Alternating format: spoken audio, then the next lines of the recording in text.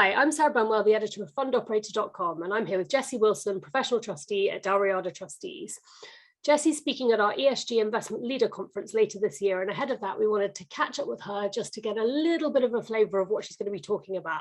Hi, Jessie. Hi, how are you doing today? I'm good, thank you. Thank you for joining me.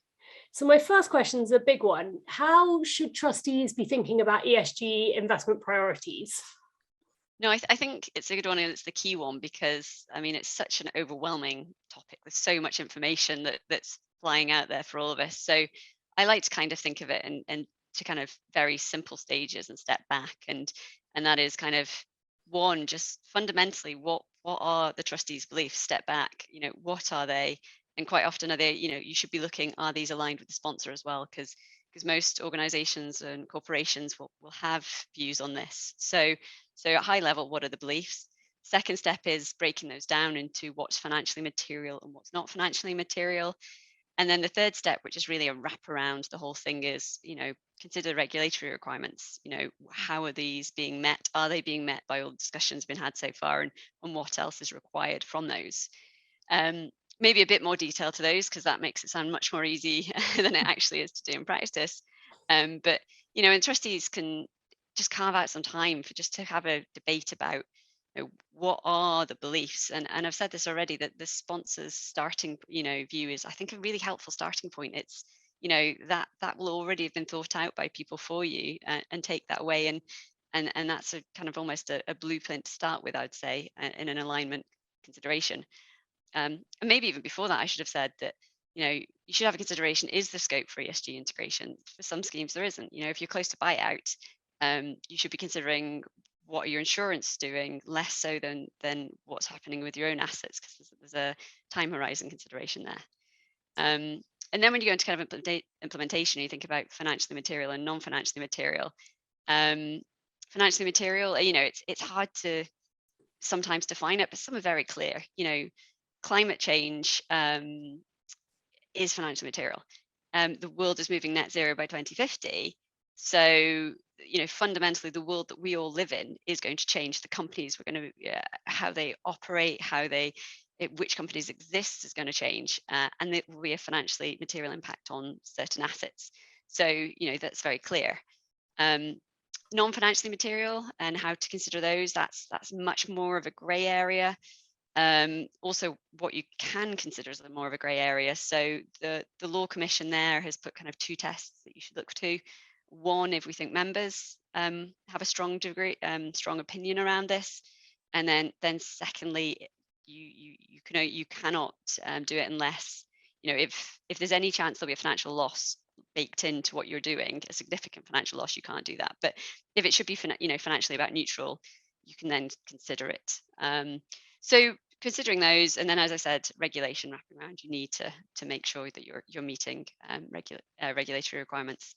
Sorry, I've talked quite a bit there, so worth pausing, I think. Great. And you've teed me up nicely for my next question. So, you mentioned regulator. What role does regulation play? Obviously, we have to meet regulatory requirements, but when it comes to actually deciding what the ESG investment priorities might be, what's the role of regulation there, and how influential should it be when trustees and schemes and institutional investors are kind of deciding what it is that they're going to do on ESG?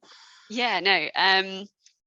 No one loves regulation as a start point. Sorry, that may be a bit negative start point, but I think it's a push and pull situation here, is the way I look at it. So, we have to meet our regulatory requirements. So that is top of the agenda.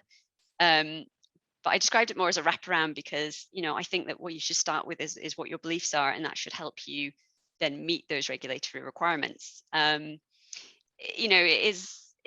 The world's not that simple in some ways as well. Some of this is intertwined, that you'll set your beliefs meeting your regulations. So larger schemes doing TCFD requirements, setting targets is one element of that. And so that will have been a discussion for those schemes that have gone through that, is what is our beliefs around it? So they'll have done that, but it will be part of your regulatory requirements. So, I think it's a bit of both. Personally, I think belief setting should come first because it will have a clearer understanding what you're aiming to achieve, but regulation may kind of guide what those are ultimately going to be. So those are probably some of the key points I think around that direction of travel. Great. And then last one from me, what are some of the data challenges when it comes to ESG investment strategies, and then how are you thinking about those? Yeah, I think I'm smiling because it's the kind of current bane of my life and what I'm looking at. And I would say they're extensive challenges.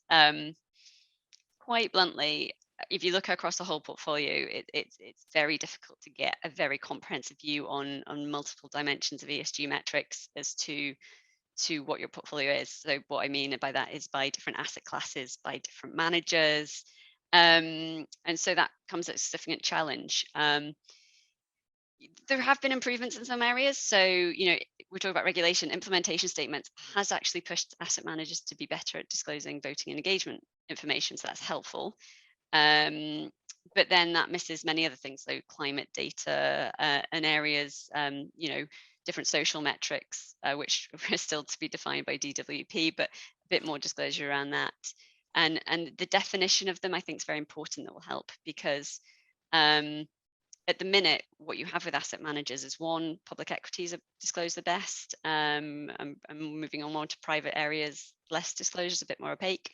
But also, a lot of managers are being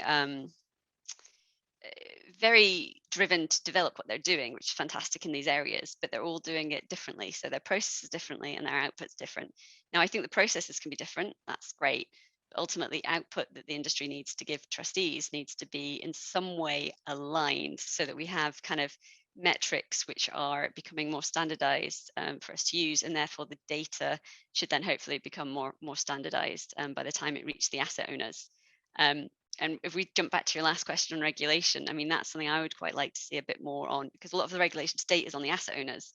And actually, if they started to kind of get more of an idea about what the outputs we should be getting from our managers are and more regulating in that area, and then maybe the costs won't accrue to the asset owners, the costs would be at the asset manager stage, you'd have more standardization, and that would make better data, would help with better decision making when it comes to the kind of the trustee side of the equation. Great, that makes perfect sense. I completely agree. Obviously, we've just had a quick snapshot of what you're going to be talking about, but I absolutely can't wait till the conference later in the year where I'm going to hear more about this from you and other speakers too. Thank you so much. No, can't wait. Looking forward to it.